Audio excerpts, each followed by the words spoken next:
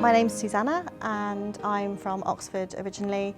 Before joining the centre I was a technical trainer for an organisation that trained people in using data science, so people that didn't have any background in data science, kind of giving them foundational skills in how to work, so that included things like coding and also data visualisation and things like that. My MSc is entitled Home First, Improving Graphical User Interface Designs to Support Patient Flow and Discharge from Hospital Wards, and my academic supervisors are Martin Porcheron, Daniel Archambault, Scott Yang and also Pete Arnold. For my project I'm working in collaboration with Swansea Bay University Health Board, so they're a local health board in Swansea covering both Swansea and Newport Talbot areas and the hospital and NHS Wales provision within those areas.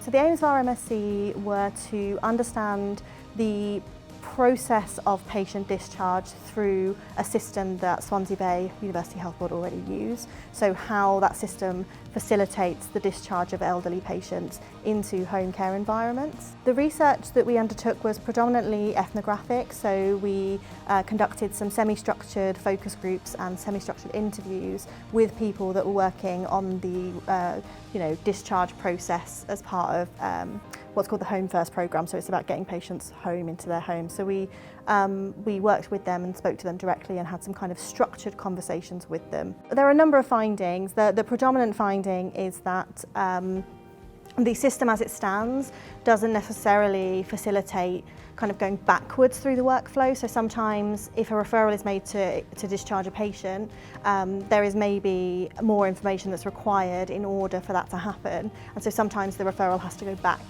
to the ward that tried to refer them for discharge. So the system itself is not as kind of set up to handle that, and that was a real problem. So we created some prototypes that might help the Home First team that deal with these referrals to be more aware of the referrals in the system that they're processing.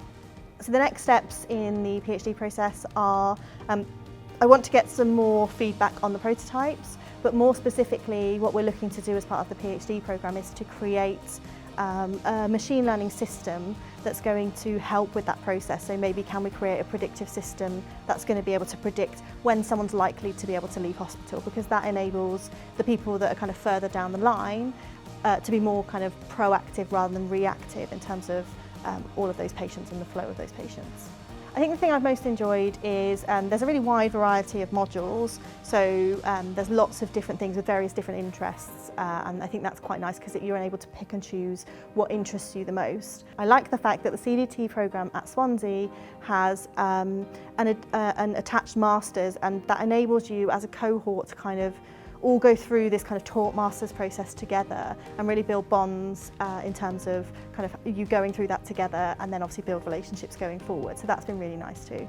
I'm really looking forward to being able to get started on the machine learning element of my project. So far we haven't been able to get access to any data to do that, and so going forward I'm really looking forward to initiating the process to be able to get access to the data that we need to create that machine learning system, and also just working with Swansea Bay to try and make that system better. I'm really looking forward to working with them on that. My advice to anyone that's thinking about joining the CDT Centre here at Swansea is, if you have an interest in data science and machine learning, but you also have an interest in how they affect people, then this is absolutely the place for you, and it's a really good place to apply.